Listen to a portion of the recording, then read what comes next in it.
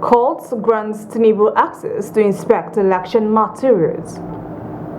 Lagos State Police investigates suspected burning of spare parts markets. Plus, Ukraine denies involvement in Nord Stream sabotage. Hello, this is NEWSLIVE on Viewer Television. My name is Joy Malik. President Muhammadu Buhari has joined Nigerian women in celebrating the International Women's Day, observed on March 8, recognizing the invaluable role women have played in advancing the progress of the country since independence. The president, in a statement, saluted the hard work and dedication of Nigerian women working tirelessly and achieving results in different fields of endeavor, from those sacrificing daily in the market and farms to train the next generation of leaders, to those breaking limits in education, sports, medical field, arts, entertainment, and even in politics, where they are still largely underrepresented. Where he said he is proud to have worked and associated with some of Nigeria's brightest women in his cabinet, government, and the international community. On the theme of IWD 2023, Digital Innovation and Technology for Gender Equality, President Buhari said he believes that his administration has leveraged on the creation of a ministry dedicated to digital economy to promote the importance of digital skills, innovation, and entrepreneurship for the girl child. Buhari further stated that as Nigeria builds on the successes of the digital economy sector, which is the most successful in the diversification of the nation's economy, and the Startup Act, which creates endless opportunities to Nigerians in the technology space, he trusts that women and girls in the country will have access to equal opportunities, live their dreams, and contribute earnestly to the development of the country.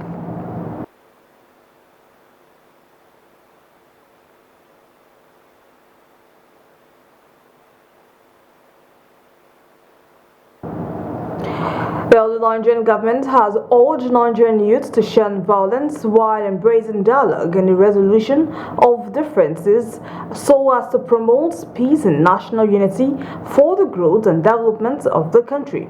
The Minister of Education, Adamu, made the call in Abuja while briefing newsmen on activities lined up for the observance of the 2023 Commonwealth Day scheduled to hold on Monday, March 13, 2023, with the theme Forging a Sustainable and Peaceful Common Future.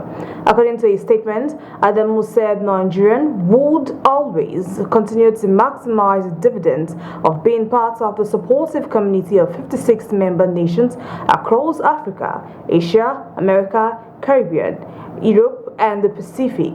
Speaking on the significance of the commemoration of the Commonwealth Day, he disclosed the member states promote Commonwealth shared values every year during the commemoration, and that in view of the conflict situation in some of the Commonwealth countries like Nigeria and globally, this year's celebration is calling on all young people to raise a flag of peace. Adamu, who was represented by the Permanent Secretary, Federal Ministry of Education, David Adejo, said the selection of the theme for the 2023 celebration of the Commonwealth Day was a demonstration of their commitment to inculcate those values that would engender national unity and a sustainable, peaceful future for all.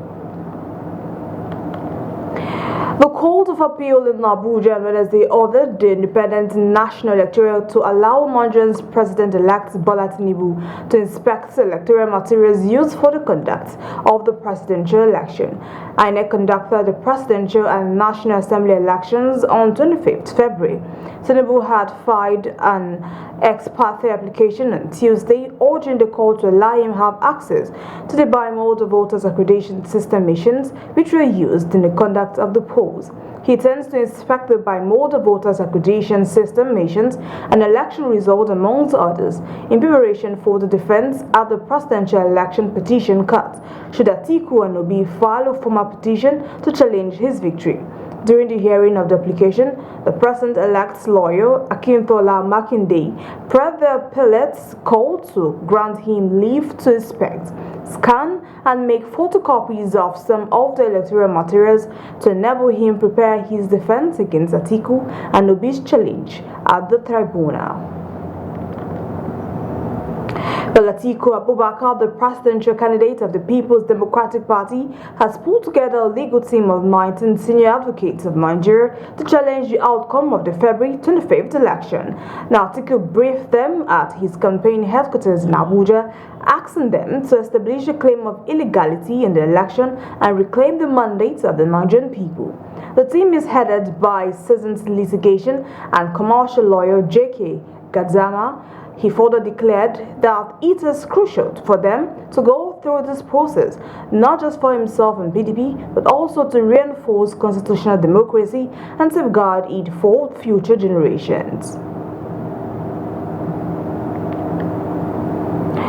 The Southern and Middle Belt Alliance has asked the chairman of the Independent National Electoral Commission, Professor Mahmoud Yakubu, and senior officials of the commission to resign if he cannot guarantee that Saturday's governorship and State House Assembly elections will be free, fair, and credible. SMBA, in a statement by its spokesman, Ruang Pam, lamented that the alleged failure of INEC, police, and Department of State Service to competently perform their constitutional duties during the February 25th presidential and National Assembly elections has not only brought international disgrace to Nigeria, but equally failed to protect the mandate of millions of Nigerians. The group lamented that after a week of such daylight distraction and intimidation, neither the NPF nor the DSS has paraded any of the political talks or the sponsors as a demonstration of their commitment towards defending the integrity of the electoral process.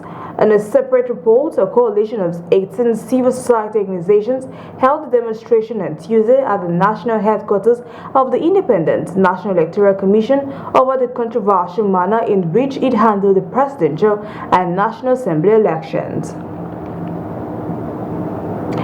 The Labour Party gubernatorial candidate Jonathan Asake has come out to debunk the rumor of him forming an alliance with any other political parties in the state. Addressing a press conference, the Labour Party governorship candidate says that they are fully ready to taste the political space come March 11 general election, adding that he will not step down for any governorship candidate.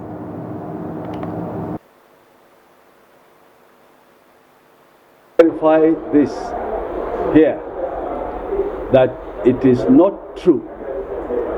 It is complete lies fabricated to undermine the Labour Party and my candidature by the PDP. There is no such time that I have been contacted or my party, the Labour Party, for the purpose of an alliance or stepping down.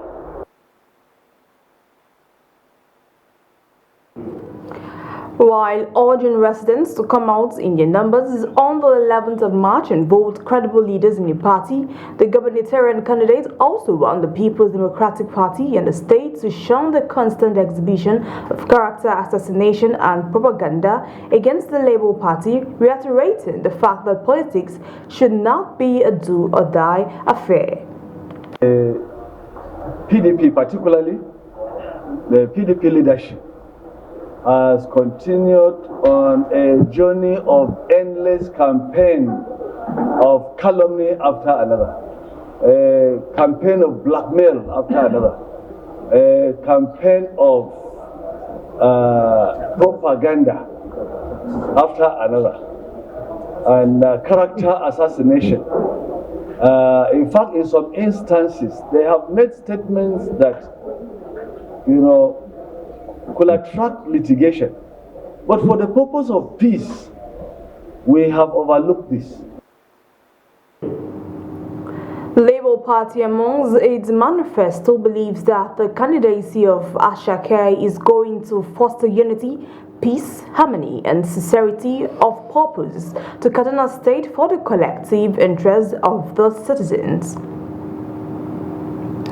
When NEWSLIVE returns, the Independent National Electoral Commission has issued certificate of return to winners of the February 25th, 2023 House of Representatives election in Nigeria. Now, details of these and more comes to you right after the break, so stay tuned.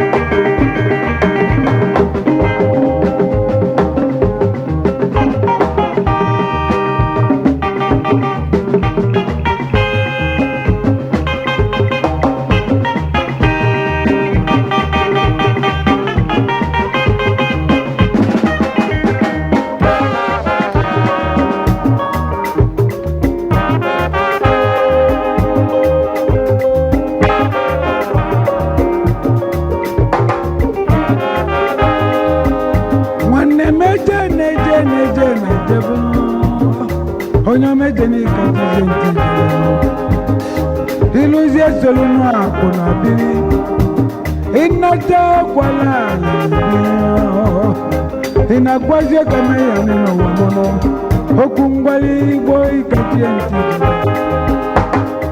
Iluzia buloa Onyo mebezi nani go Okungbali boy katienti Iluzia wolo nana Mwane mebene Onyo mebezi nani go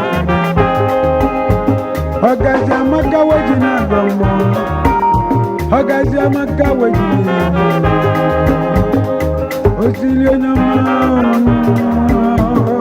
Mkengeni tunebina Ekeke na logika isabalo Aji ashagata namu Sadebeno Aji asadebe Beno Asadebe na yamu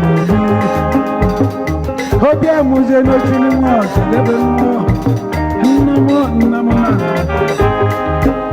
Mane bene namo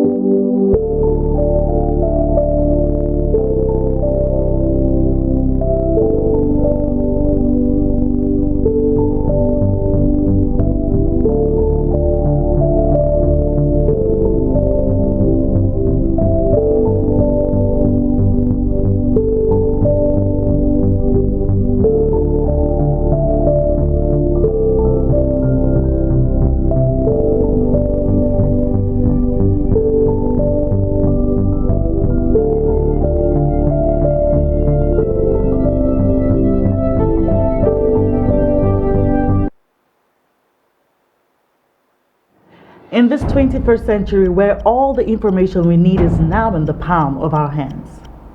News from around the world, entertainment, celebrity gossip, sports, and much more.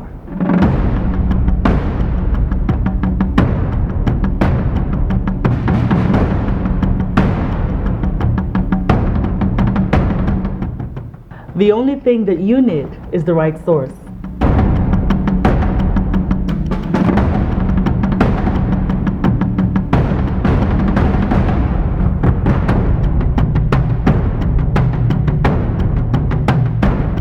Viewer TV is now on the go. Simply check us out on our social media pages on Facebook, Instagram, YouTube, and Twitter for all the information you need.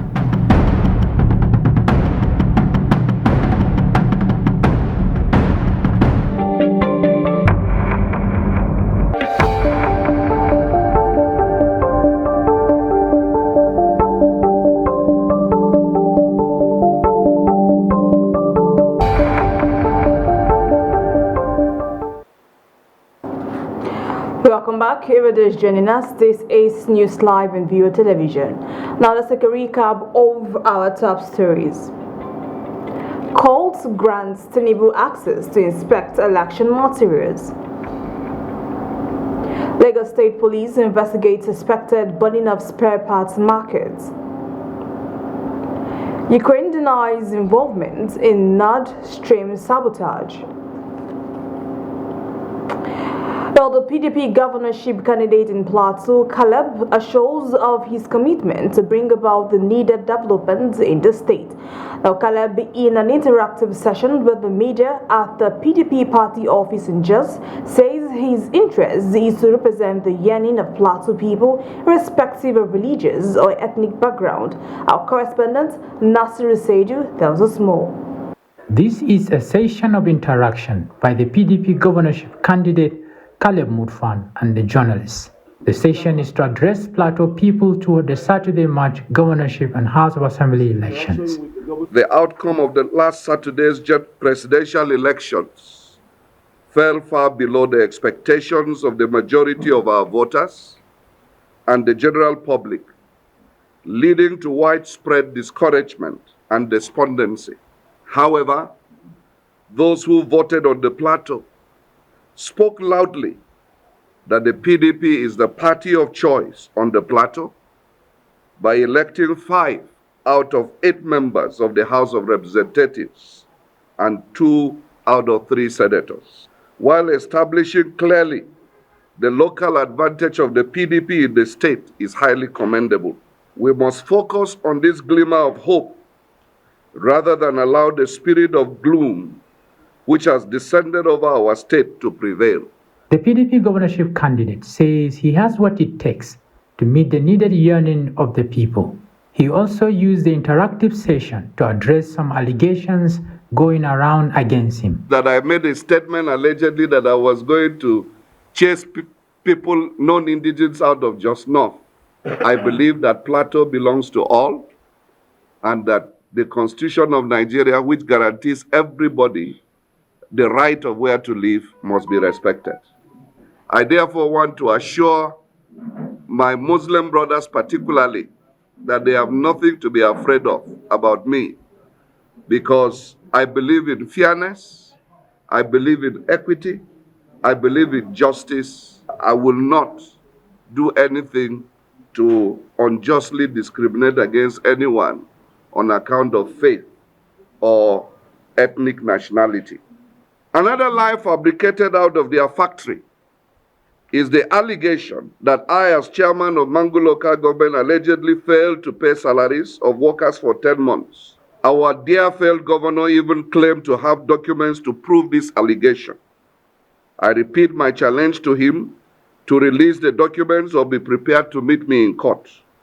I am glad that the key leaders of both the Nigerian Union of Teachers and the Nigerian Union of Local Government Employees, NUT and NOLGE respectively, who led their unions while I was in office, before Governor Lalong illegally removed my colleagues and I from office, have come to debunk this unfounded propaganda.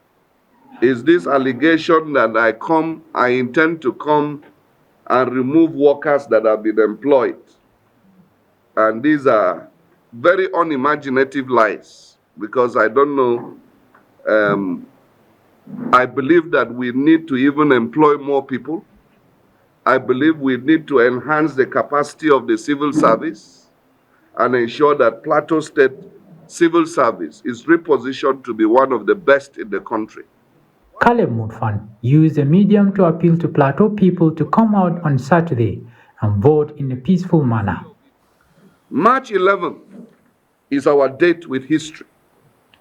We urge all Plateau voters to prepare earnestly to cast their votes without fear or hesitation. I urge every one of you to take responsibility by encouraging every registered voter around you to come out and vote. After voting, wait till the votes are counted. Wait till the votes are announced. Wait till the votes are uploaded on the Beavers machine before you go home. It is few days away to the Saturday governorship election, and Mutfwang is confident that he has what it takes to lead the state.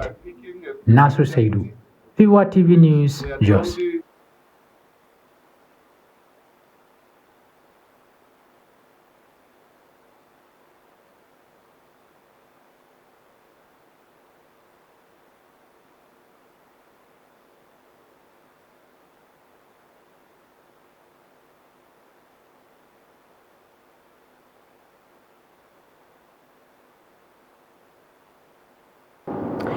Well, the Lagos State Police Command has commenced an investigation into a fire outbreak at the Kere Motor Spare Parts Market, Toli and Olodiapapa in the state. The fire outbreak occurred in the early hours of Wednesday morning, destroying shops and properties worth several millions of naira. The state police spokesman, Benjamin, in a statement disclosed that a 65-year-old security guard lost his life in the fire outbreak. Now, he further stated that the State Commissioner of Police, CP Dowu, has directed the State Criminal Investigation Department to take over the investigation. He added that the outcome of the investigation will be made public.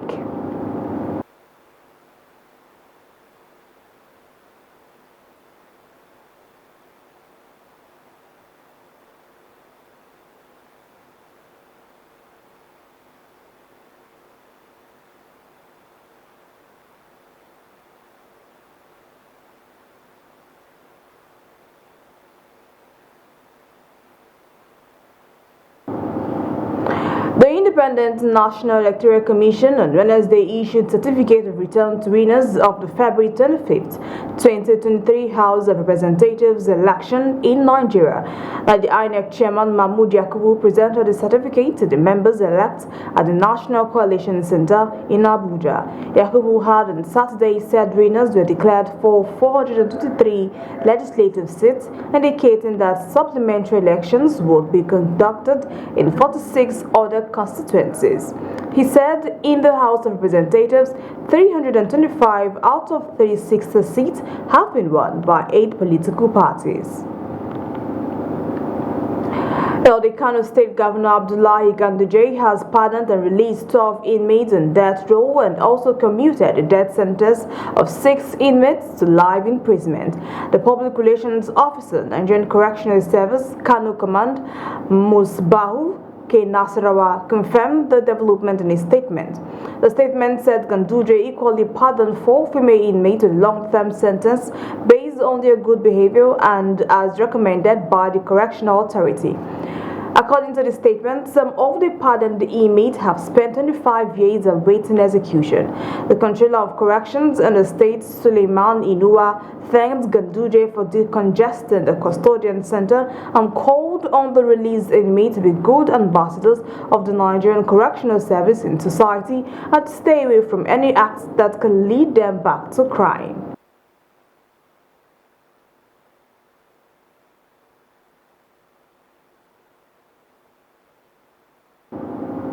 The 6 persons have been reportedly killed and 50 others abducted by gunmen in Rafi and Rishishi local government area of Niger State. Sources say the deaths occurred after an exchange of fire between military operatives and gunmen, a gun battle that left several others injured. An indigene of the village in Rafi local government Council, who spoke under anonymity, disclosed that among the 6 persons killed in 6 months, it's a 6 months pregnant woman. Villagers in their separate conversations expressed shock on why the attack is coming barely a few days to the governorship and House of Assembly elections in Nigeria.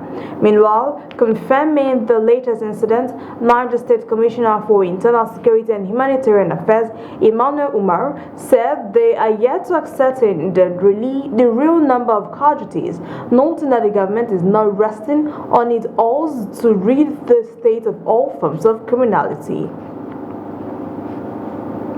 Well, Richard Montgomery has been appointed as the new British High Commissioner to Nigeria. Now, his appointment was announced in a statement by the United Kingdom government. He is expected to begin his new role in April 2023. He took over from Katrina Lyang, who has been the UK's representative in Nigeria since 2018. According to the statement, Lyang will be transferred to another diplomatic service appointment.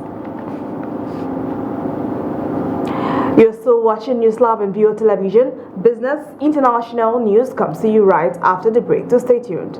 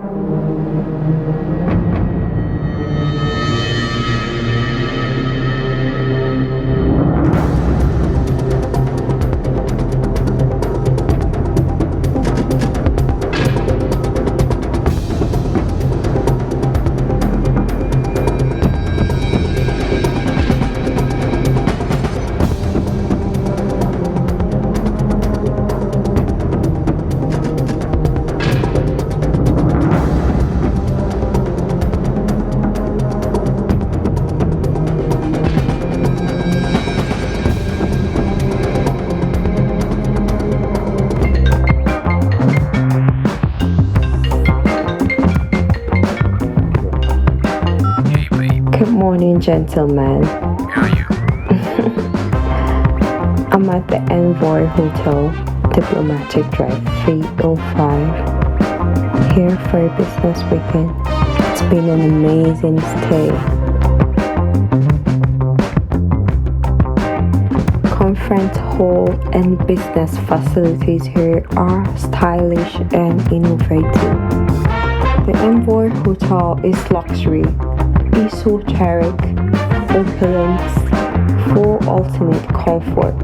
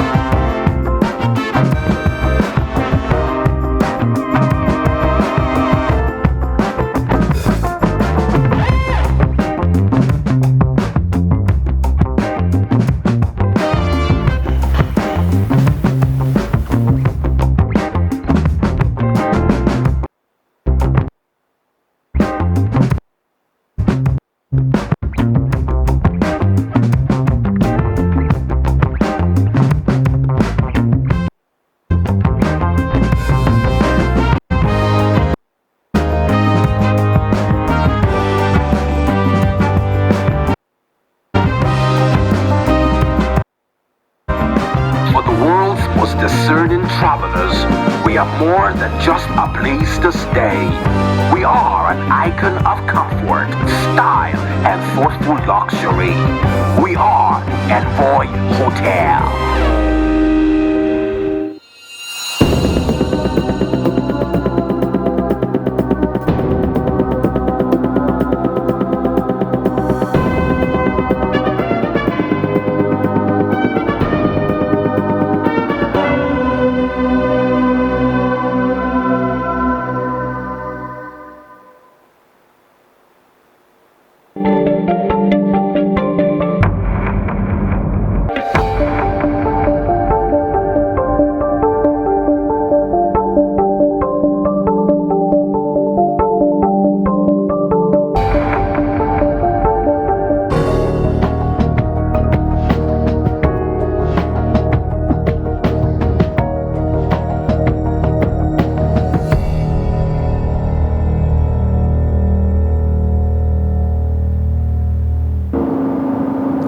And in business news, the Nigerian Exchange Limited dipped slightly on Tuesday as investors lost about 1 billion naira at the end of trading. The all-share index depreciated to 55,603.94 on Tuesday from Monday's record of 55,605.57. The market capitalization also dipped to 30.290 trillion naira from 30.291 trillion naira recorded on Monday. The volume of shares traded on the exchange improved by 29% as 460 million shares worth 2.475 billion naira were traded in 4,187 deals. By breadth, the market sentiment was negative as 22 equities lost while 10 gained.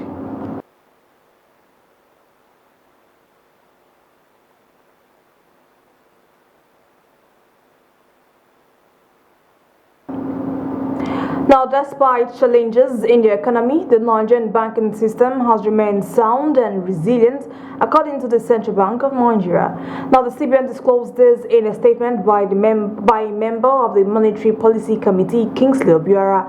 As a result, he said total gross credit increased by 5.14 trillion naira or 20.93% and at the end of December 2021 and December 2022 from 24.57 trillion naira to 29.72 trillion naira due to the increase in the industry funding base as well as the CBN's directive on loan to deposit ratio, which has encouraged banks to increase lending to the real sector of the economy and business strategy and competition. He said the increase in credit to the key sectors of the economy was expected to bolster aggregate demand and promote economic growth, job creation, and poverty alleviation. Overall, he added, policymakers needed to keep an eye on pre-existing macroeconomic imbalance and headwinds.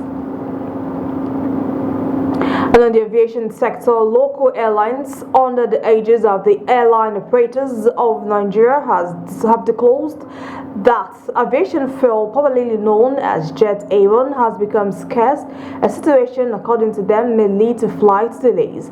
The Assistant Secretary Airline Operators of Nigeria, Airways Iroro, disclosed this in Abuja.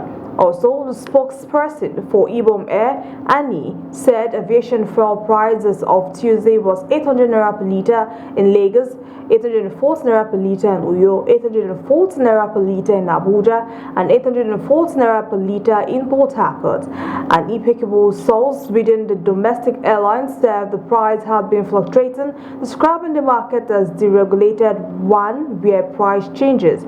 Meanwhile, the Nigerian aviation sector spent $192 billion in 2022 on aviation fuel alone. According to a report by Phillips Consulting Limited, the report titled Nigeria's Aviation Industry Customer Satisfactory Survey Report 2022 showed that in the first 6 months of 2022, the jet fuel price rose to 70%.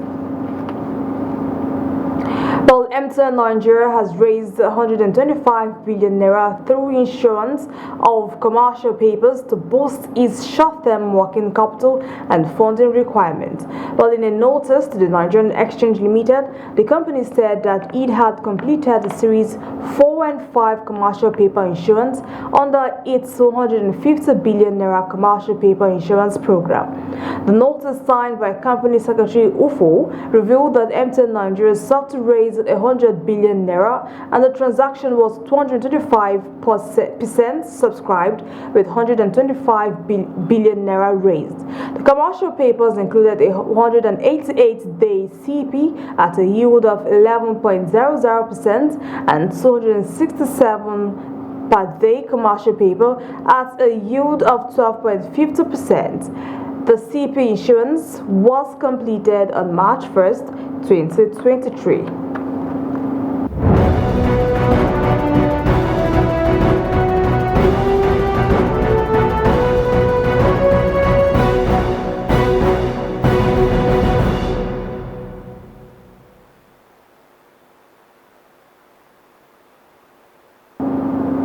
And the news around the world, Kenya is widening the rollout of the groundbreaking malaria vaccine to its thick endemic region, where many children under the age of 5 are killed by the mosquito-borne disease. The World Health Organization recommended the RTS malaria vaccine for broader use in 2021 after a successful pilot scheme in Kenya, Ghana, and Malawi. 25,000 children have been vaccinated against malaria. Within these areas, there has been a substantial reduction in deadly severe malaria, a drop in child hospitalizations, and a reduction in child deaths.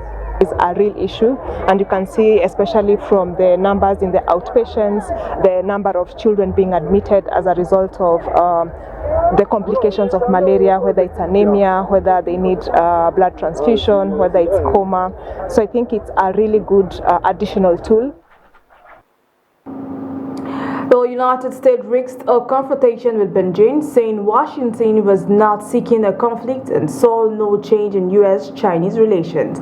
John Kirby, the White House National Security spokesperson, responded to China's foreign minister's warning to Washington to change its distorted attitude or risk conflict. Kirby said the United States respected the one-China policy and did not want to see a change to the status quo pertaining to Taiwan, which China considers a breakaway province. Kirby also urged China not to provide military assistance to Russia in support of its war with Ukraine. U.S. officials have previously expressed concerns that such aid might be forthcoming.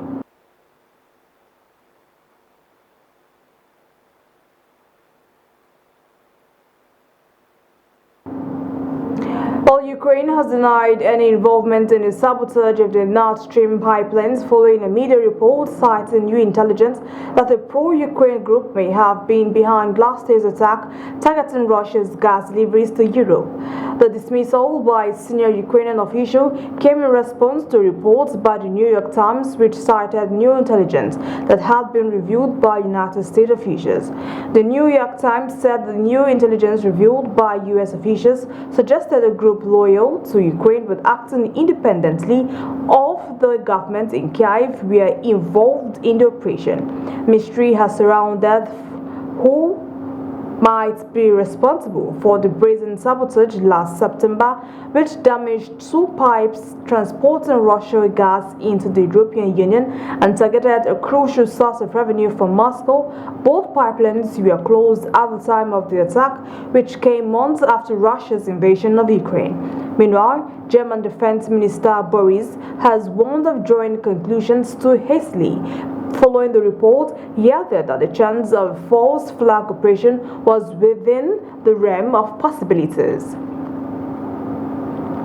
The Syrian civil defense volunteer Salam Mahmoud has played an instrumental role in search and rescue operations after deadly earthquakes devastated Syria and Turkey. She's one of around 300 women in the rescue service which operates in northwestern Syria. Mahmoud volunteers with the Syrian Civil Defense, otherwise known as White Helmet. Mahmoud's usual role looks more like this, providing primary health care for women in the western Idlib region. But when the earthquake struck, she was ready to dig alongside her male counterpart, despite what some people thought about it. طبعا نحن أول ما نزلنا على مكان الدمار ومكان الزلزال تعرضنا كثير للانتقادات إنه أنتم ما بصير تنزلوا على هذا المكان، ما بصير، بس هذا الشيء كلياته قلب من السلبي للإيجابي الحمد لله رب العالمين، وحسنا بننقذ أكثر عدد من الأرواح، وحسنا بنكون عن جد قد ثقة العالم فينا، قد ثقة الأطفال والنساء اللي عم بتصحنا من تحت الأنقاض يا دفاع مدني، ما صاحوا لا يا أمي ولا يا أبي ولا يا أخي، كلياتهم صاروا حطوا أملهم وين فينا بالدفاع المدني. According to the UN Office for the Coordination of Humanitarian Assistance, the earthquake has reportedly killed more than 4,500 people in northwest Syria. And that's all on NEWSLIVE, but before we go, let's take a recap of the headlines. Courts grants TINUBU access to inspect election materials. Lagos State Police investigates suspected burning of spare parts markets. Plus, Ukraine denies involvement in Nord Stream sabotage. Well, many thanks for watching. I am Joy Malik. Please stay tuned and enjoy the rest of our programs. Good night.